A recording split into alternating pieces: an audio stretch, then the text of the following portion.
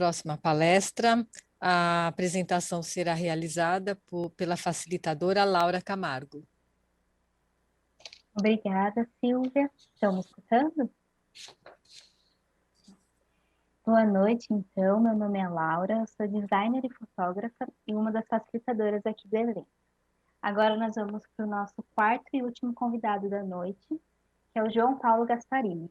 Ele é CEO e cofundador da empresa Tal Bambu. Ele vai contar para a gente um pouquinho mais da experiência dele como empreendedor e falar um pouquinho do significado da empresa na vida dele e de sua família. Com vocês, João Paulo.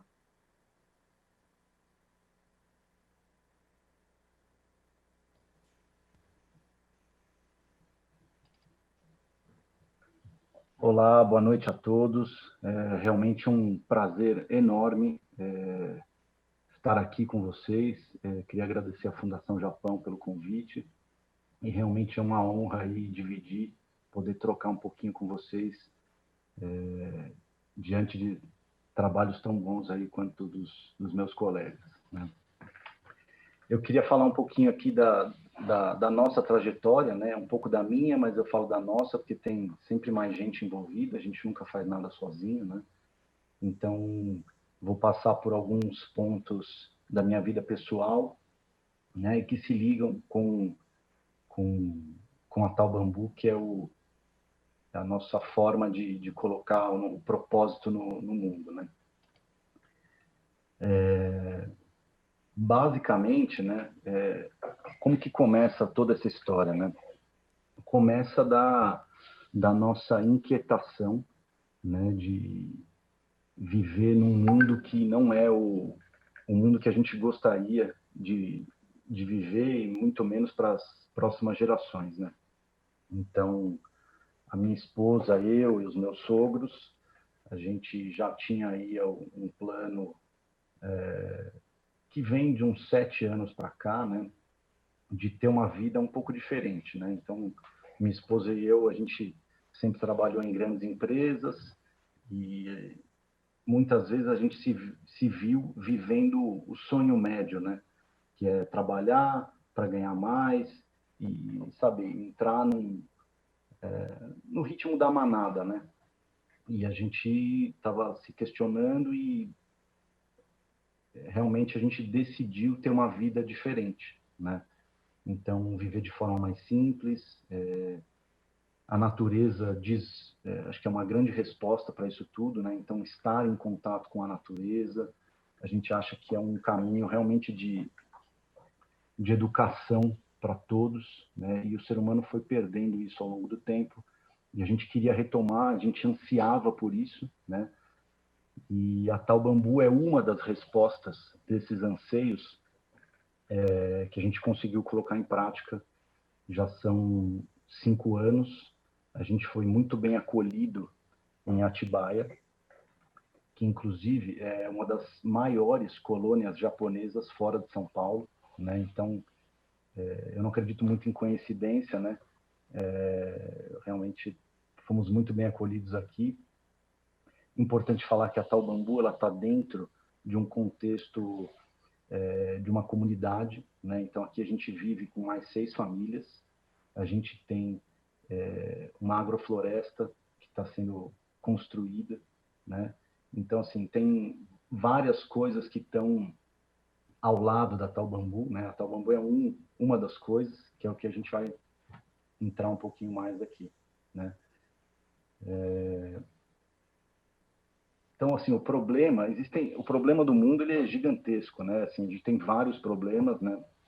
A gente não está querendo resolver todos, mas um deles que está muito ali na nossa cara hoje é essa questão do consumo desenfreado, né? Do consumo de materiais que não são adequados, né? O plástico é o principal deles, né?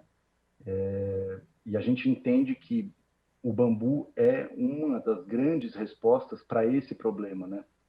Eu acho que entra muito também a questão aqui da mudança climática que a Ivia abordou.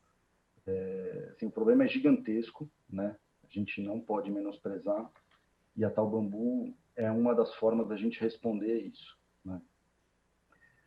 por que bambu, né? Então, eu não sou um especialista, não sou um técnico em bambu, mas assim, os motivos eles são tão gritantes, eles são tão aparentes que até eu, que não tinha uma formação condizente aí com o mundo do bambu, me encantei com isso há 5 anos atrás, quando a gente começou, né? Então, falar rapidamente aqui, crescimento e propagação rápidos, né? Então, realmente isso no mundo que a gente vive hoje é um super diferencial, né? Então, à medida que você coloca uma muda de bambu no chão, a partir do 5º ano, você já tem a oportunidade de colher essas varas, né, ou brotos que sejam, brotos até antes, e você tem isso de forma praticamente perene, né? Você colhe o bambu durante muitos, muitos anos, né? Tem um grande poder de captação de CO2 da atmosfera, ou seja, só o fato dele estar plantado, ele consegue fazer essa função de filtragem, né, de todo poluição, enfim, de todos os gases ruins que estão aí para nós. Ele cresce em áreas degradadas, então assim, você não precisa ter uma super terra tratada com preparo. Realmente o bambu ele é um vencedor, então ele consegue, mesmo nas áreas piores, né, ter uma condição boa de se manter, de proliferar, né? Ele é muito versátil, é impressionante, assim, acho que a versatilidade é uma das características mais importantes quando a gente fala de bambu, né? Então ele vai desde o broto, né, que alimenta as pessoas, as varas que são utilizadas para construção civil, decoração, fibra do bambu que vai em tecidos, em soluções super tecnológicas, né? O pessoal está usando muito na construção civil para misturar com cimento também, né? Ele é super leve, flexível e resistente. Ainda dá a oportunidade de você transformar as sobras em carvão vegetal, né, para ele fechar o ciclo, e ele é 100% biodegradável. Um pouquinho do que a gente faz, na verdade, assim, o que a gente faz hoje foi um pouco do que a gente foi sendo demandado ao longo do tempo, né? Então, como o bambu no Brasil ele é muito, muito embrionário, né? Uma cadeia muito recente, não existe praticamente especialista em bambu no Brasil, né? Como você tem, por exemplo, com madeira, você já tem um mercado totalmente nichado, né? Onde você tem um especialista em móveis, o outro que faz móveis rústicos, móveis planejados. Isso não existe no bambu praticamente, né? Então a gente foi dando a nossa cara, né? Enfim, com o que a gente tinha de condição de fazer, né? Então a gente tem hoje basicamente 4 linhas, né, de atuação, né, 5 linhas, na verdade, que são utilidades domésticas, a linha de bem-estar, né, que está mais relacionada a banheiro, materiais de escritório, uma linha PET e brinquedos educativos, que é uma linha que eu especialmente gosto muito e acredito que a gente precisa trabalhar ela com carinho, porque, como foi falado, a mudança está principalmente nos jovens, né? Então, raramente uma criança sabe o que é um bambu, né? Porque, principalmente as crianças da cidade, né? Não tem contato praticamente e às vezes não sabe o que dá para fazer. E a gente vê, por exemplo, nas faculdades, né? Que bom que eu vejo na Unesp esse trabalho super forte, mas a grande maioria das faculdades de arquitetura, de engenharia, nem mencionam o bambu, né? Então você vê as pessoas se formando aí com muito conhecimento em estruturas metálicas, né? Em cimento e enfim, e o bambu praticamente desprezado, né? Então como é que a gente quer desenvolver uma cadeia se as pessoas que estão saindo da faculdade nem sabem ou nunca tiveram esse tipo de input, né, durante as suas grades curriculares. Então, realmente, que bom, que bênção que a Unesp está fazendo isso, porque eu vejo isso ainda de uma forma bem pontual, não vejo as pessoas tendo esse contato na grade curricular, né? Queria contar um pouco aqui, na verdade, do que a gente entende que são os diferenciais, que é o como fazer, né? Eu acho que o bambu em si, ele é realmente um agente de mudança, né? A gente entende que ele é um agente de mudança nesse momento que a gente está vivendo, mais agora nesse momento que a gente está vivendo. Na verdade, ele sempre foi, né? Ele está aí há milênios, e o despertar da consciência, né, tem feito a gente olhar para ele com mais carinho, né? Eu acho que esse é o grande ponto, né?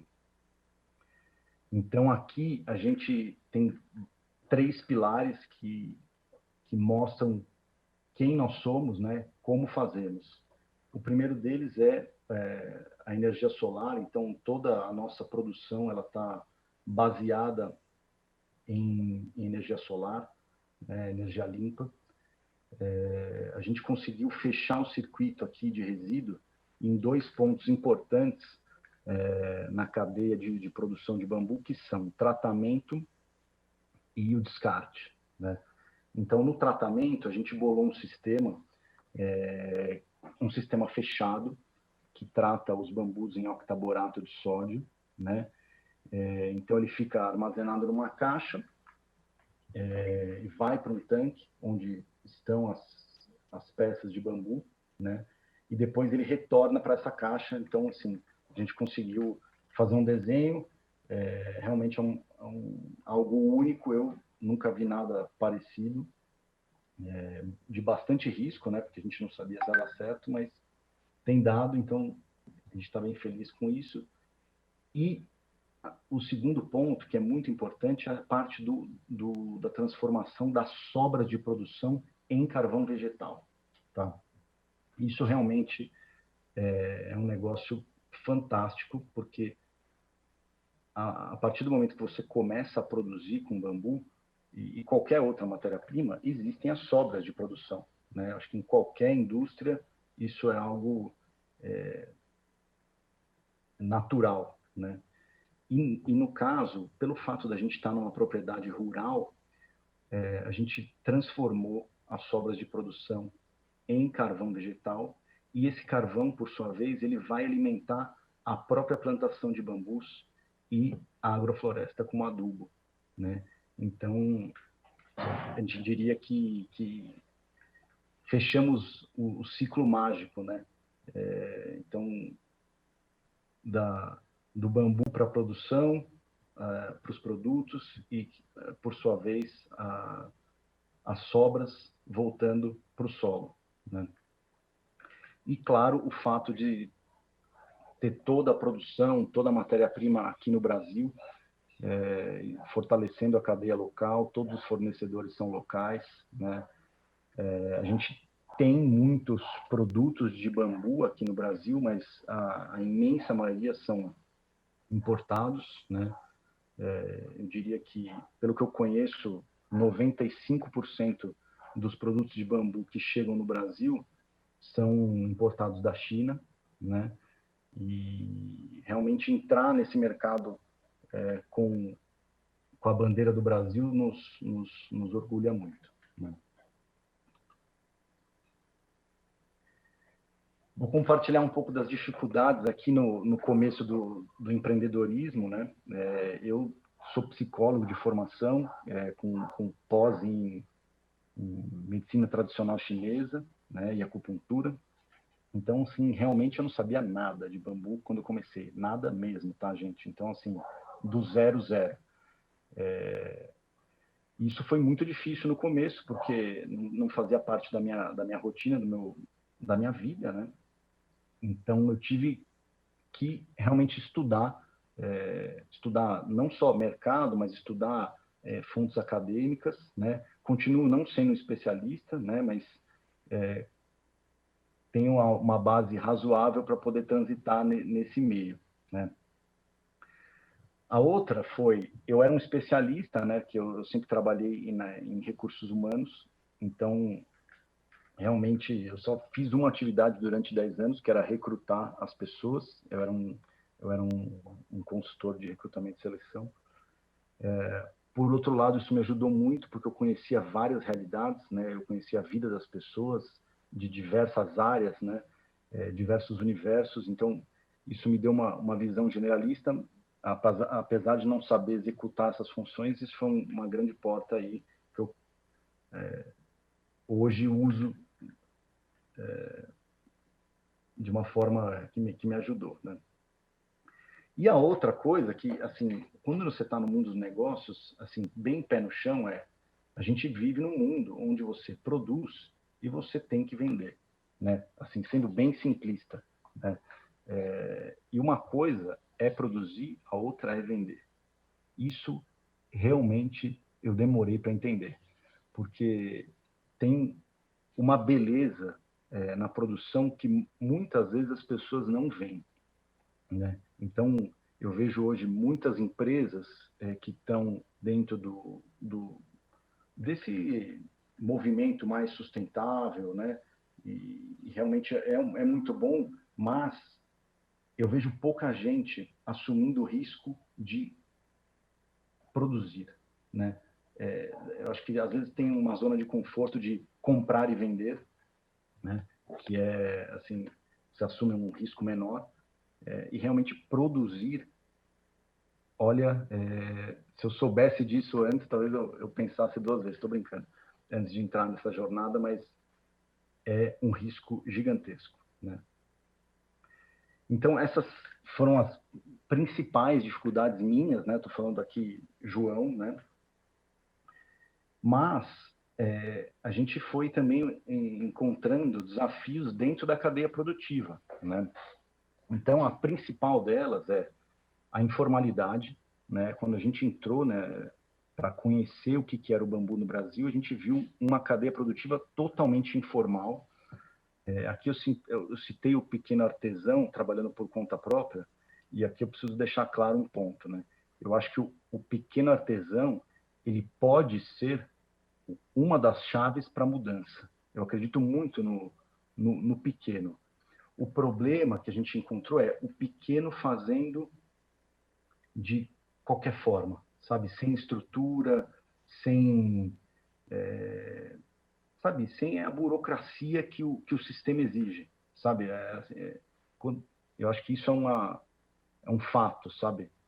Quando você entra no mundo dos negócios, tem certas burocracias que você não pode fugir, né? Ainda mais se você quer crescer minimamente, né? E galgar degraus maiores. Então, um dos primeiros empecilhos, por exemplo, era uma simples nota fiscal, né? Então, ainda quando a gente fala desse tema, às vezes é até um tabu. Poxa, é difícil eu conseguir uma nota fiscal de um fornecedor de bambu no Brasil. Então, às vezes a gente precisa comprar alguma coisa para revender, ou comprar algum insumo porque a gente não tem disponível, até mesmo a própria matéria-prima. E realmente, se você não consegue ter uma nota fiscal, como é que você vai estar legal no mundo dos negócios? É complicado, né? Esse é o passo 1, né? Então, às vezes, tem gente que quer dar nota de serviço. Eu falo, puxa, nota de serviço para produto? Então, realmente, assim, eu acho que tem um espaço para o pequeno aprender a ser mais formal, né? Eu acho que esse é um ponto assim que acho que tem uma necessidade premente, né?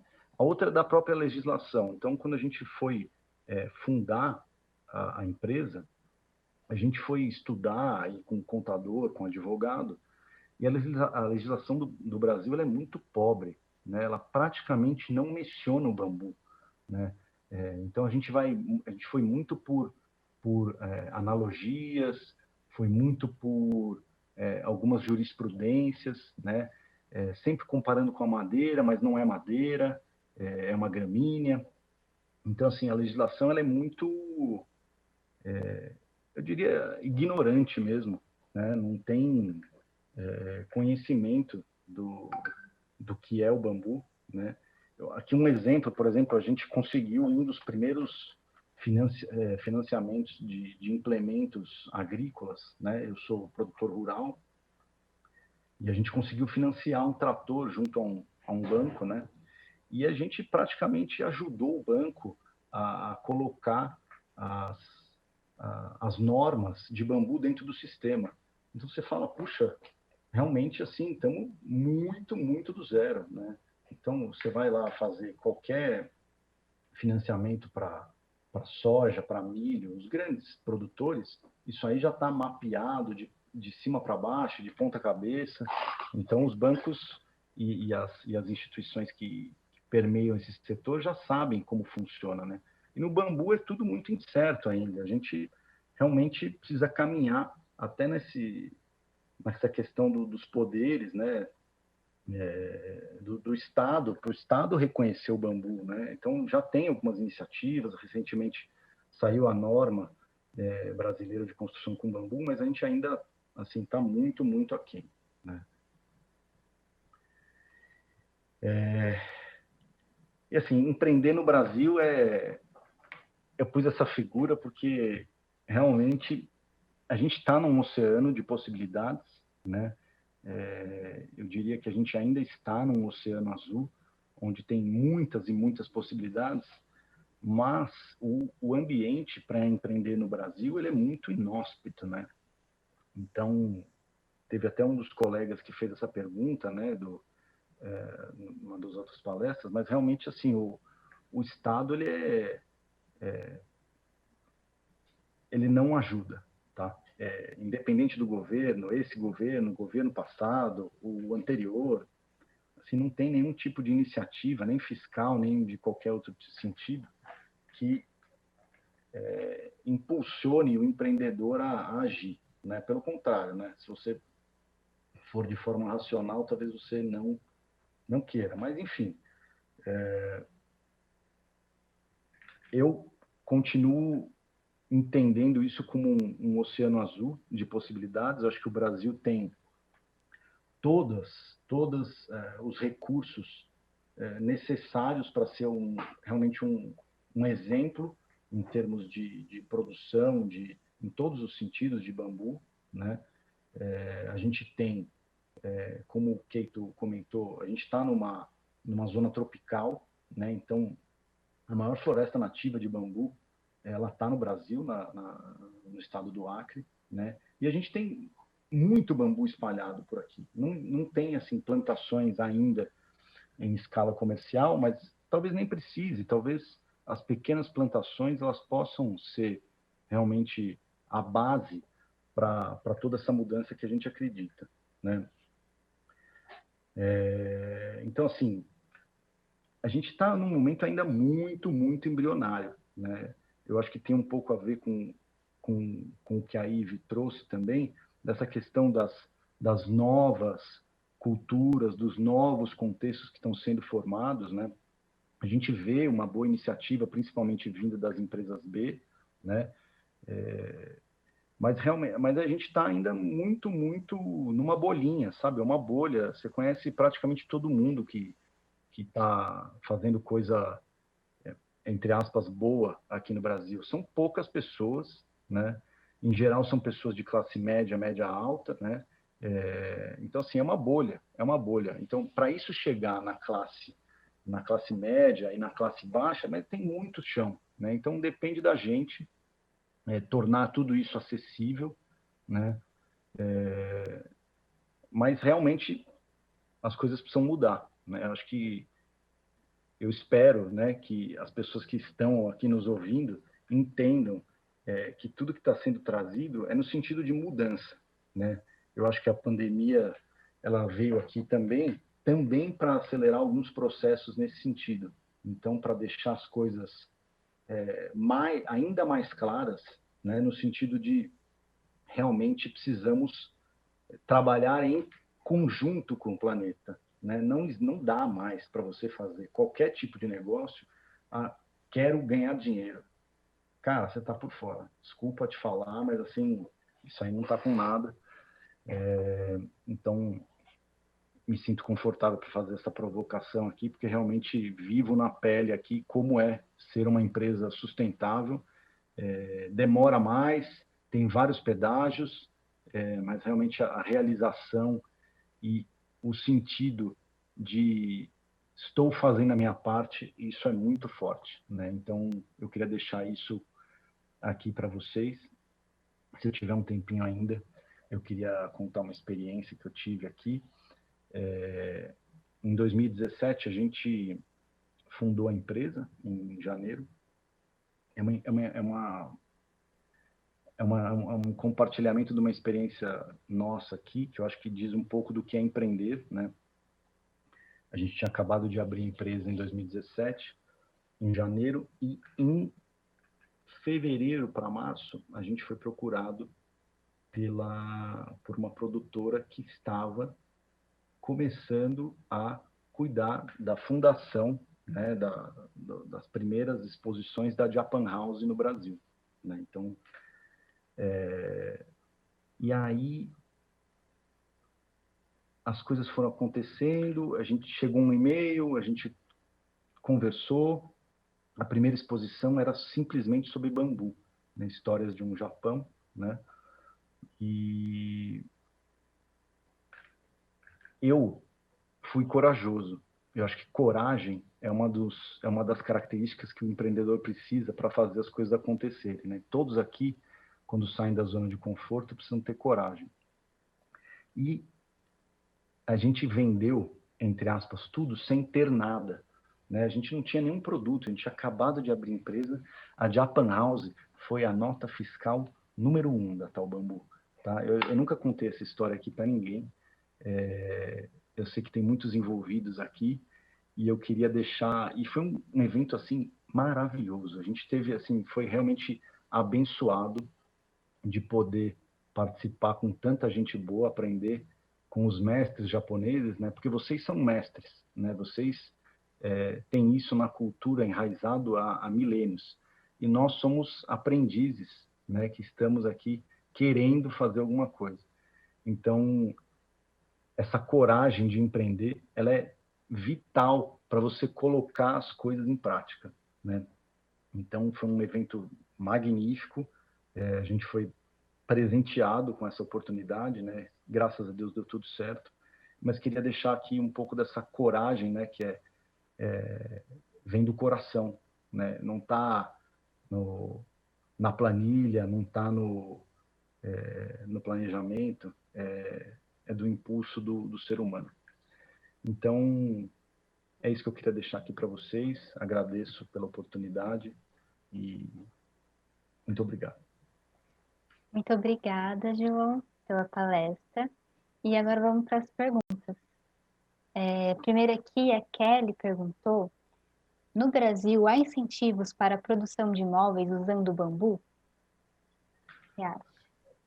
Kelly, infelizmente, no Brasil não tem, que eu saiba, né, nenhum incentivo para você trabalhar com bambu diferente, né? Pode ser que não tenha chegado até mim esse tipo de incentivo, ou não tenha procurado ainda nos caminhos, mas realmente eu não vejo nenhum tipo de incentivo. Imagino que você esteja falando de incentivo do Estado, né? Como eu comentei, o Estado mal conhece o bambu, né? Muitas vezes, quando a gente fala com alguns políticos que estão envolvidos, eles também desconhecem a causa, né? Então, o Estado ele não conhece o bambu. Obrigada. E aqui a outra pergunta é: como que é o processo de produção? Vocês escolhem os bambus e fazem o processo de toda a cadeia produtiva na fábrica? Isso, a gente tem um processo quase 100% vertical aqui, né? Então, hoje a gente não tem a matéria-prima ainda plantada aqui, porque ela foi plantada há 5 anos, então daqui a pouco a gente vai começar a colher. Mas a gente tem todo o tratamento aqui na Natal. O tratamento ele diz respeito à imunização do bambu, né? Então, é o processo que vai deixar ele imune a brocas, a pequenos insetos que dele se alimentam, né?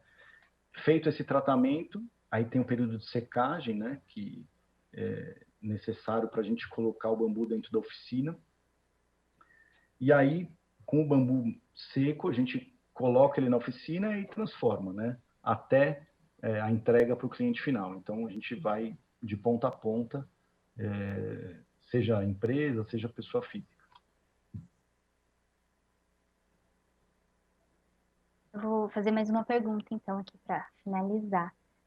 Qual espécie de bambu você utiliza e se sua empresa está aberta à visita para escolas? Boa pergunta. A gente utiliza basicamente duas espécies. O Filostax aurea, que é o comumente chamado de cana da Índia, e o Filostax pubescens, que é o bambu moçô. São duas das espécies que a gente mais utiliza. A gente utiliza outras espécies também, tem o Dendrocalamus asper, o guádua, mas essas ainda de forma mais uma forma mais informal, vamos dizer assim, tá? E sim, a gente está aberto à visitação, não nesse momento, né? Acho que a gente está num momento aí complicado, né? Para esse tipo de movimento, mas sim, é uma das coisas que a gente já namora aí há algum tempo, né? Então, escolas principalmente, como eu falei, eu acho que tem que começar da base, né? Essa mudança, a gente precisa realmente colocar essa matéria-prima em contato com as crianças desde cedo, para que elas se habituem, né? E não seja algo completamente fora da realidade quando forem adultos, né? Sim. Ai, que legal. Tem que esperar a pandemia acabar, né, para rolar essas visitas, mas muito legal saber. Vou fazer mais uma só, então, que veio aqui. Qual que é o processo de acabamento dos produtos? Se ele é artesanal, industrial? E também perguntaram qual que é o acabamento utilizado para utensílios culinários. Então, a gente utiliza alguns tipos de acabamento, né? Quando tem esse tipo de pergunta, eu defino a gente como um industrianato, né? Então, a gente tem as máquinas que nos ajudam a ter processos, né, mais claros e até alguma escala, mas sempre são máquinas que não é que você aperta o botãozinho e sai no final da esteira o produto acabado, né? Então, são máquinas que exigem uma análise do operador. Então, tem ali um contexto da pessoa manuseando a máquina, né? Os acabamentos que a gente mais utiliza hoje são com cera vegetal, né? Com cera de carnaúba. Para os produtos que têm um contato maior com umidade, água, a gente acaba usando um verniz impregnante atóxico, né? Que é base água. E, eventualmente, algumas coisas que são feitas flambado, né? Que é o bambu maçaricado, né? Quando a gente usa o maçarico para queimar, tá? Basicamente, esses três acabamentos. Muito obrigada novamente, então, pela palestra e por responder todas essas perguntas. E agora eu passo a palavra para a Silvia. Boa noite. Obrigada, João Paulo, pela apresentação. Laura. Agora, antes do encerramento, vamos pedir ao Hiroyuki para fazer uma conclusão das apresentações, rapidamente. Obrigada.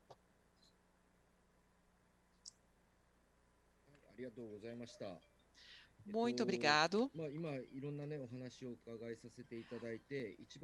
Foram várias palestras. Opa, perdão, meu celular está tocando. Bom, foram várias palestras e o que mais ficou marcado para mim é realmente a estrutura do evento. Foi tudo muito equilibrado.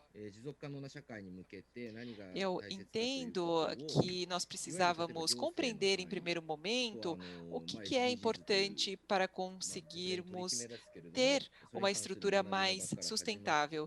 Então, começamos o evento falando sobre os SDGs, falando sobre os ODS, falando sobre as possibilidades das empresas.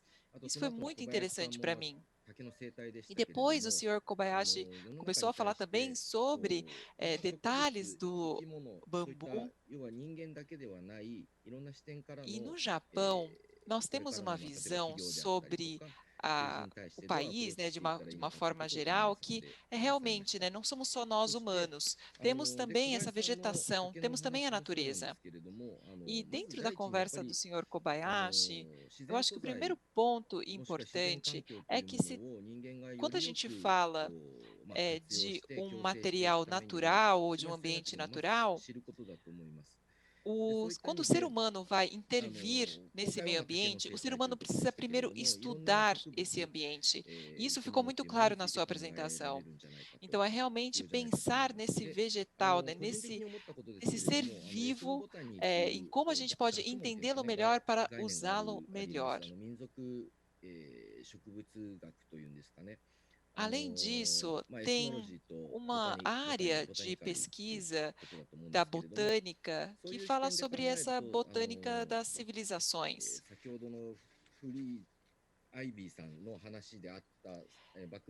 E dentro da apresentação da Ivy, teve vários elementos, né, que nos fizeram refletir. E também, pensando, né, na apresentação do Sr. Takagi, foi muito interessante ver essa harmonia entre, por exemplo, a arte e a natureza. Enfim, eu acho que o evento de hoje nos deu muitas ideias, muitas bases para avançarmos. E, por fim, a conversa, né, sobre a apresentação do Tal Bambu foi também muito interessante para finalizar, para mostrar qual é a realidade. Então, nós começamos por um conhecimento mais acadêmico, um conhecimento mais do mercado e avançamos, né, até um conteúdo mais prático. E eu achei isso muito interessante, essa estrutura do evento eu achei muito interessante. E eu acho que a Tal Bambu é uma empresa incrível. Eu, em 2017, estive no Brasil e eu senti que a gente já tem uma conexão realmente. E achei muito interessante também o uso de todo o ciclo do bambu, né? Até transformá-lo em carvão. Isso também achei muito interessante. Então, hoje, podemos conversar, né, não só apenas sobre o bambu em si, mas sobre a sociedade, sobre o meio ambiente, e achei que foi uma experiência extremamente válida. Então, agradeço de coração. Muito obrigada, Hiroyuki, pela conclusão das apresentações. Mais uma vez, agradecemos a todos que participaram, João Paulo, Ivy Friso, Keito Kobayashi, Cosmo Takagi, por compartilharem seus saberes e experiências. Agradecemos os facilitadores, Amy Maitland, Leonardo Inomata, João Vitor e Laura Camargo. Obrigada, senhor Masaru Susaki, Yukiyama, Rony Gyotoko e toda a equipe da Fundação Japão. Obrigada a vocês que nos acompanharam até aqui, os tradutores, muito obrigada. E esperamos que tenham apreciado estas conversas e que nos reencontremos numa próxima edição. Então, boa noite. Obrigada.